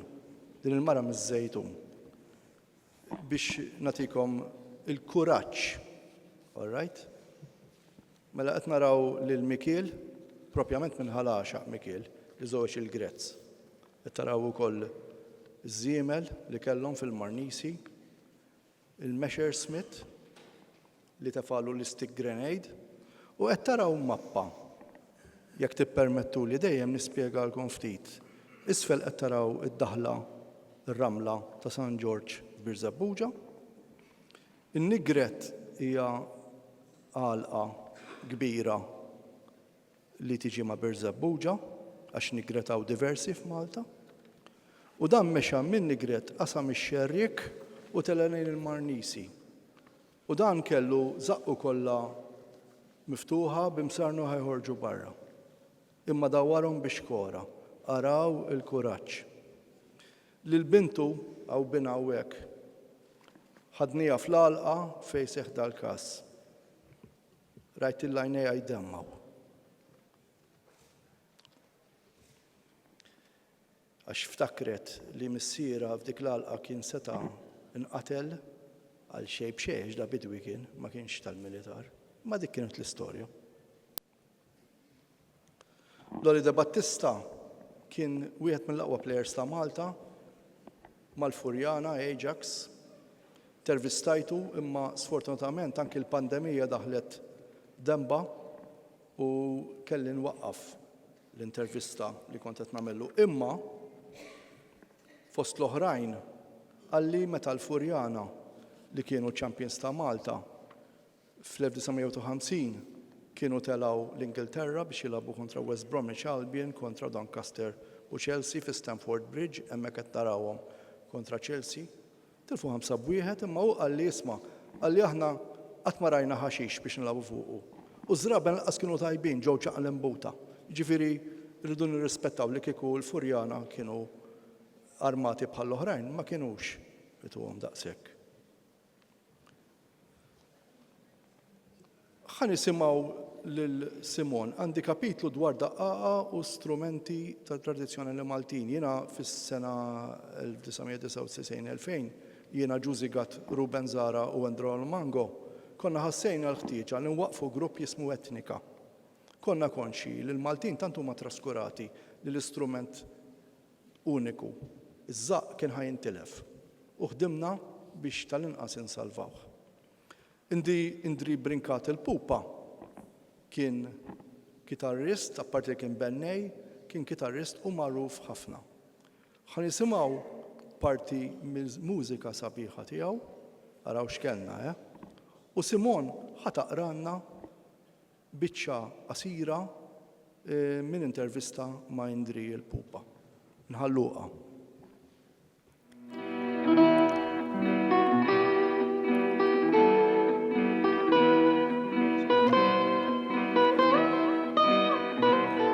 Fil-gwerra, bħal soldat mal-KOMR First Battalion bħala gunner b'żewġ pensijiet. Domna stazzjonati 3 snin ġewwa l-Palazz ta' Selmun. Inkunu mal-50 soldat Malti b'kollox, għalmuna kif nisparaw il-Brengan u l-Lewis gun. Imma anki fil-gwerra, il-kitarra ma tlaqtix minn idejja. Ma tistax hi jekk tkun kibret miegħek. Jiġi l-kbir Sant Kassja u Batalija għalli Brinkat, x'qed tagħmilhom is-soldati? Qatlu mhux qed nifhmek ser. U weġibni qaluli li minħabba d-daq tal-kitarra tiegħek qegħdin jillaxkaw l-assa. Għaliex kienu jiġu s-soldati anke mill-pillboxes tal-konkos li kien hemm il-Mistra u jħallu 2 biss assa magħhom. Wara, batuna ġodjar rekwiżiti fil-mellieħa. Hemm qattajt tal-gwerra jien. Selmun u l-mellieħa. Għamilt 4 snin u 8 xhur kollox. Soldat. Nisimgħu l-żbuħija ta' Indri, tal-mużika ta' Indri.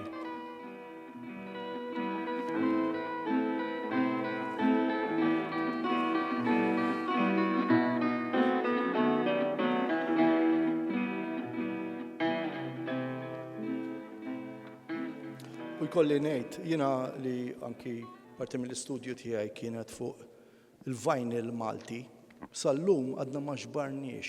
Sal-lum, il-vinyl Malti fosthom ir-releases ta' Ndri Brinkat il-Pupa, bħala parti mill-memorja kollettiva tagħna, bdew joħorġu mis-snin qabel kien hemm id-diski tal-faħam u mbagħad bdew joħorġu fis-snin 60 sa snin 80 u mbagħad qalbu għal kassetts. Ejjew nibdew nixbruhom qabel ma jkun tard wisq. Pawlu Danastas mill-Lemieri, Trufijiet tar-Rabat. Pawlu Danastas iltqajt miegħu darbtejn biss f'Jannar tal-2004. Tallimt ħafna minn għandu.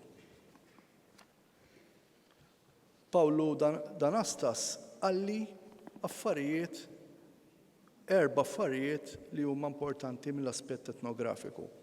Waħda li kif kienu jieklu. Ħa nisimgħu l-audio clip ta' kif kienu jieklu Lemieri. Mbagħad kif inna kaxxa kbira nagħmluha hekk fil-baxx min ikellu biċċa sokk oħxon joqgħod fuqu u min ikellu kaxxa ndawru magħha. Iva. Tagħmlu tgħidu taqleb titfew ġadik il-żiżla u x'taqleb. Il-menestra mill-Burma titfeħħulek hemm ġafija. Mbagħad ninġabru magħha u kulħadd jiekel. Dawwa u l-menestra dawra tont. Tikluha bil-ħobs? Le, mhux bil-ħobs, bl-marfa. Imma mill-istess waħda. Mill-istess waħda. Mbagħad kien ikella l-patuta. Ġafija min ikellu għabtit jażel 4 jew hekk jagħmel hemm ġaplat żgħir. Mbagħad jiekel il-ħożbija jagħmel żejt mal-patuta tkun misjura u jiekel il-ħożbija. Hekk kienna ngħixu. Issa fil-fatt interessanti wkoll li hu qed jgħid li l-minestra li suppost ma jkunx fiha laħam tajjeb hekk nafu aħna. Imma tant toma tal-laħam familtu ma kellhomx daw li kienu jaqbdu l-asafar tal-bejt bl-ixbiek. Jinitfuhom biex ikollhom toma tal-laħam. U allura fil-minestra mbagħad kienu jitfgħu l-asafar tal-bejt msajrin. Minn post ieħor ta' Malta għaluli li kienu biex ħabba l-ġuħ jikluhom mixwijin fuq stikka. Naħseb jien li l-ikbar sejba li għamilt kien li dan ir-raġel dokumentajt l-anja tal-qija. Issa għal min mhux mitħla tal-qija, immaġinaw is-sajf.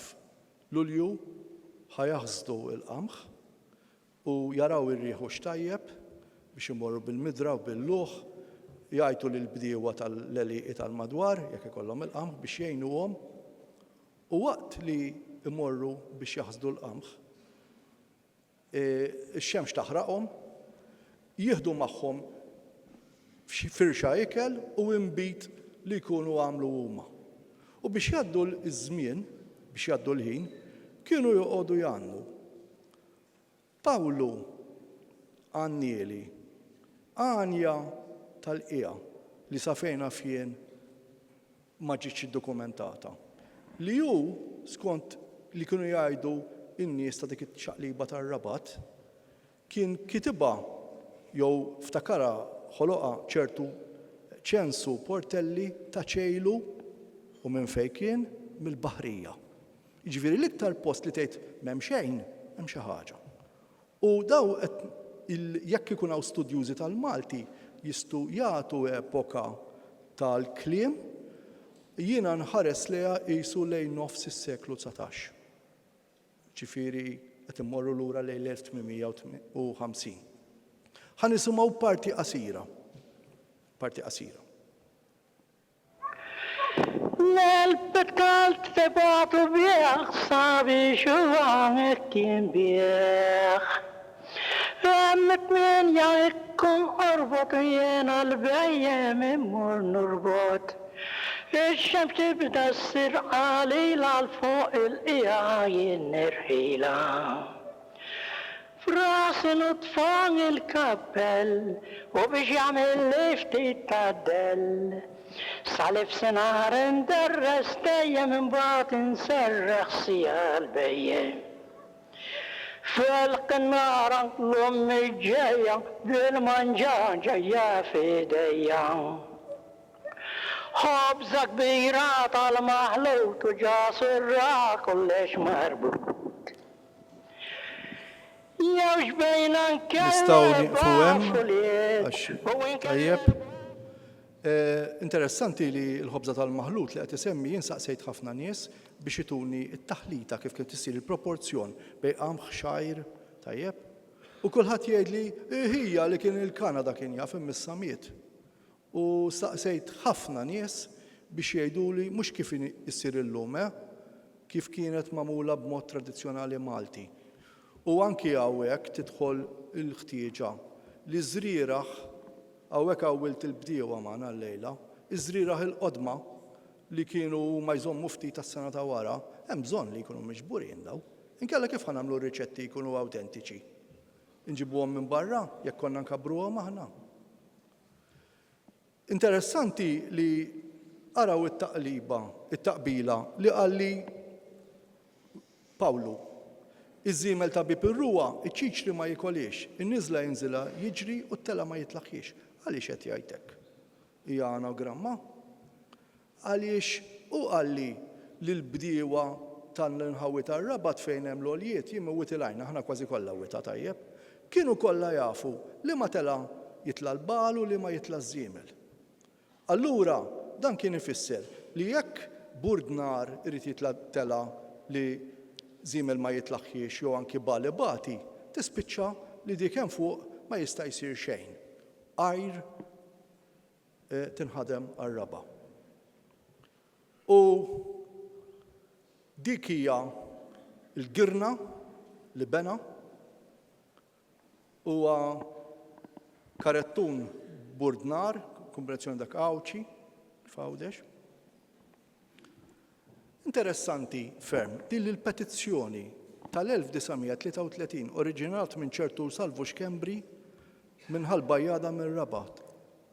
Hemmhekk jekk taraw numru 106 minn ħal-Bajjada hemm xi ħadd kuljum u Ġordi Majna wkoll. Smajta Pawl. Mela dawn kienu għamlu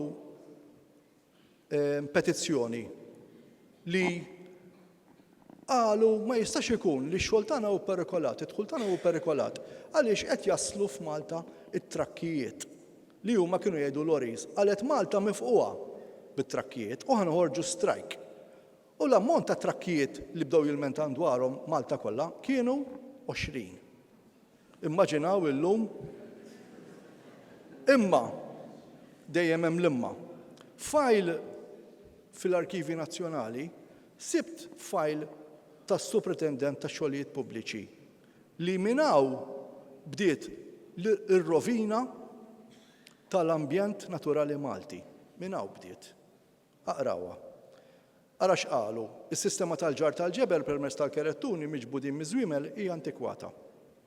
It-tieni, il-ġar tal-materjal għall-bini permezz tat-trakkijiet jgħin jifrex il-bini u l-agrikoltura fit-trufijiet imbedin ta' Malta. U ħanejdlek u bdewhom, It-tielet waħda l-ikbar xkiel għall-industrija tal-bini kienet il-prezzoli tal-ġebla li ma prezz kien ikkontrollat minn dawk tal-barrieri u l-burdnara tal-karettuni tal-ġebel. U sentej wara ippubblikaw dokument. Ħammorru dal-waqt nispiċċa, ħammorru għal-pastorali. Pastorali ħad titkellem dwara iktar tard Simon għaliex hija ġiet mużikata minn Paul u Corazon. Jiena kien hemm sinjura waqt l-istudji tiegħi li silfitni manuskritt privat li ħatejdilkom dwaru Simon, imma dwar kċina Maltija fejn qed iħejju l-ħlewwiet Maltin mit-sen ilu. U jiena jekk trid tiġbor it-tarif lil min tistaqsi, lil min jifhem. Karmel Muscat, Dulċir Furjanis, li fissirli dak kollu fejn għandhom x'jaqsmu dawn ir-riċetti u kif isiru. u ngħidlu grazzi għaliex kieku ma stajniex ninterpretawha qiegħda fil-ktieb it-tifsira tiegħu. Ħadd isemgħuha iktar fl-għeluq. Enwa Paċ. Enwa Paċ hija oħt in-nannu, imwilda Borċ. Aħna il-familja tagħna minn Bormla tas-Sur Borċ jafuna lilna. Tajjeb? Fin-nofs Nannuwi jgħidu li ħrixt nixbħu xi ftit. Nannuwi kien iħobb la Safar, il-Fjuri u lil Shakespeare. U Nannuwi fl-1935 tistgħu timmaġinaw xi ħadd jikteb poeżija lil tfiefa u jgħidilha qisek ix-xemx, disejn sen ilu. Dak Nannuwi. Il-bużnannu tiegħi Wieġi Borċ kien għallim ta' Mintof minn Bormla. Daw kienu magħrufin familja tal-liema li jagħtu privat l-tfal bla ħlas. Oħthom l-oħra kienet Leti Borċ għall-liema. Ħuhom l-ieħor kien Johnny Borċ, co-founder tal-General Workers Union. Mbagħad kien hemm ieħor li emikra lill-Ingilterra, mela qabel xejn ħataraw u tkunu tafu għaliex jien qiegħed ħdej dak l-ajruplan Taljan li kelli bil-fors immur naraħ. Simon mbagħad tgħidilna għaliex. George Borch, ħabib ta' Semigalja, emigra lill-Ingilterra, professional musician hemmhekk ma' Johnny Sherry, kien ikun ma' bands professjonali Ingliżi dur ir-Renju Unit, kien hemm kumpanija isima Mekka li kellhom il-dance halls fir-Renju Unit kollu, imma mhux biss. Araw Borch fejn qiegħed. Fuq il-vinyl Ingliż. Diska għal hit parade Ingliża fl-1963. Għax huwa ingħaqad ma' kantant Jeff Rowena 5 li kien popolari. U dan huwa t-tiju ta' missieri li kien idoq is-saxophone u kien idoq ukoll il-bass u kien ħabib kbir ta' Agata Barbara. Ħan nisimgħu ftit qasira l-aħħar klipp dwar x'kien kapaċi Johnny Borch u Jeff Rowena isemmaw lill-Ingliżi bil-mużika tagħhom. 1963. Now you're through eyeing other guys. That baby dance, you say it's me you idolize. That baby dance, I didn't think that you'd be mine. I didn't stand a chance, but now we're here, so that baby dance. Dawk kollha minn Bormla kienu. Sinjuri, ħadtilkom ħafna ħin. X'ngħidilkom? Grazzi.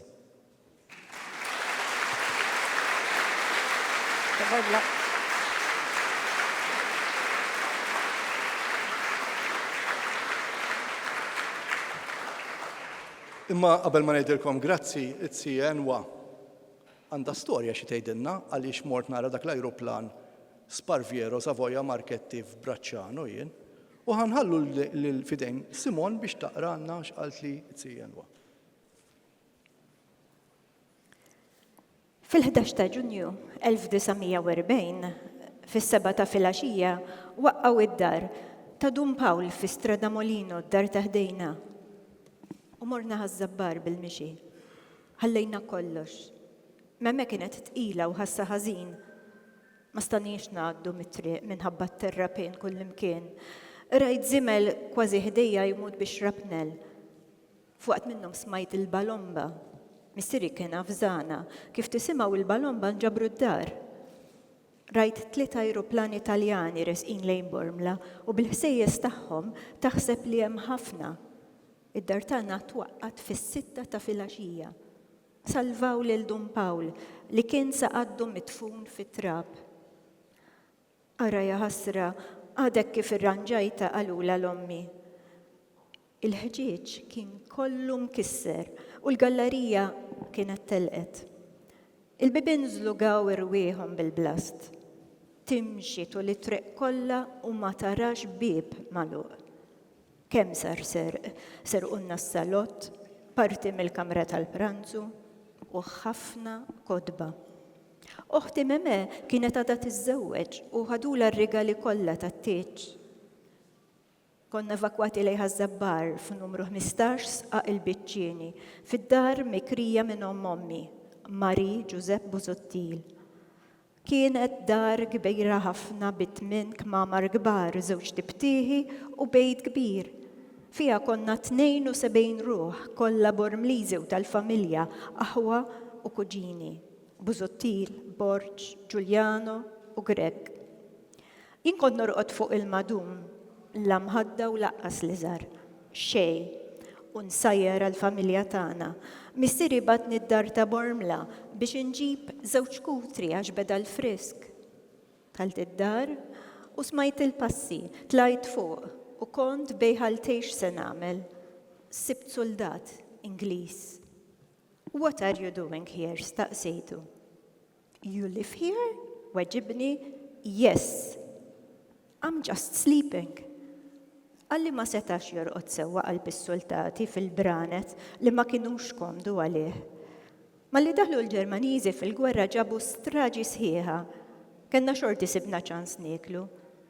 F'Jannar tal-1941 il-bombardamenti kienu bla waqfin fl-eqqel tal-attakki tal-Ġermaniżi fuq l-Illustrious waqgħu d-dar tagħna. Meta ntlaqtet id-dar, ommi daqshekk sajret, marret ilha l-ħajra ta' kollox. Kella 54 sena. Taf kemm batejt jien. Zienwa mela d-dar tal-familja tagħna, l-ewwel laqtuha mant it-Taljani. Serqulna kollox bil-klus il-kotba, mbagħad ġew il-Luftwaffe u komplow li kien baqa'. Ġifieri għalhekk jiena mort għax kelli l-kursita kbira nara dal-famuż ajruplan kif inhu. U għal darb'oħra grazzi ħafna. Grazzi.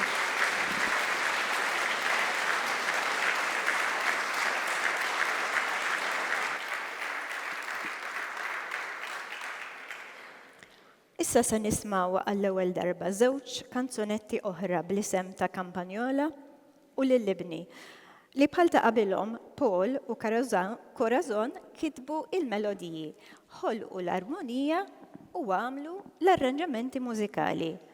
Fl-2011, waqt ir-riċerka akkademika tiegħu, Steve ġie misluf manuskritt minn kollezzjoni privata bl-isem Chi leggeri questa scrittura, c'è qui l'admittitur della censura. Kitbiet oriġinali bil-Malti. Il-manuskritt instab ġoċella ta' Patri Capuccin u din it-taqbila folkloristika inkitbet lejn l-1928. Huwa ta' interess għalina il-kliem li jagħti stampa ċara tal-isfond ta' x'kien seħħ fi kċina tradizzjonali Maltija ta' dik l-epoka waqt it-tħejjija ta' ħlewwiet Maltin. It-tieni interpretazzjoni hija Lil-Libni, poeżija miktuba minn Giuseppe Borġ minn Bormla fl-1941 lill-ibnu Edwin. Dawn jiġu in-nannu patern u missier Steve uħutu Jennifer, Chris u Suzanne. Minħabba li Giuseppe kien bniedem koltu ta' skola, wara kollox kien għallim, ġie assenjat iservi mar-radar militari magħruf bħala il-Widna fil-Matab. Il-poeżija To My Son kittiba fi żmien ta' terrur fejn mewta kawża tal-bombardamenti mill-għadu kienet xi ħaġa komuni fost is-soldati qalbina Maltin. Il-poeżija nqalbet għal-Malti minn Luis Greccabella u Steve żied laqta lessikali artistika.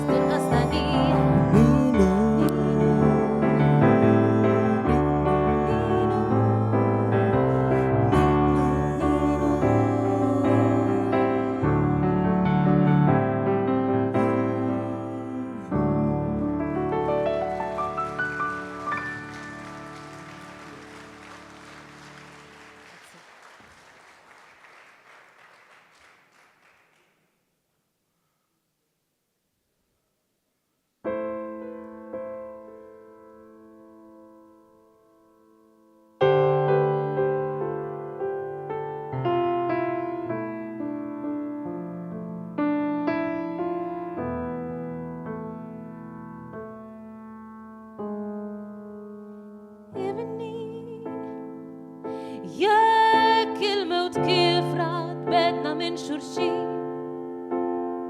qabel ma ssir taf lil missierek ħabib bħalma biħsib ninkun l-ispirtu nispara l-fuq lejn il-ħallieq biex nagħti żmien kollu li nkunu mifrudin f'talb imtenni biex deleb il-ħażin u nimbex il-blanzun li kabbat f'qalbek safja li dakkat u li qatt ma jnif.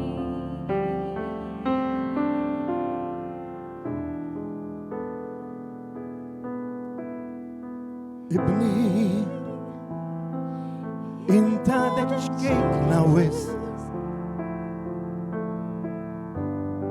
باش تفهم اتبسبس دياي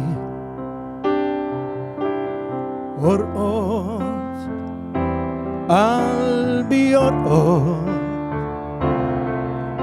ينكديت دين قلب مقسومه إما كيف نستريح مين محبتي عليك كيف نستريح مين محبتي عليك كيف نستريح من محبتي عليك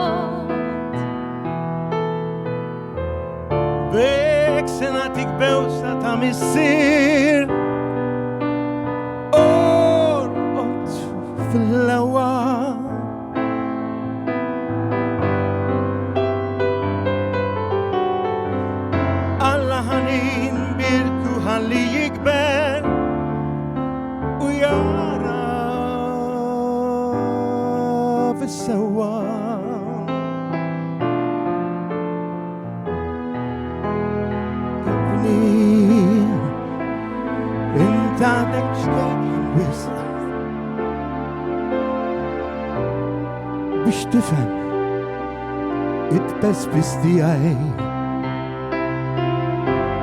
ارقص قلبي يرقص ينكديت دي القلب مقسومة ايوه كيف نستريح مين محبتي عليك كيف نستريح من محبتي عليك كيف نستريح من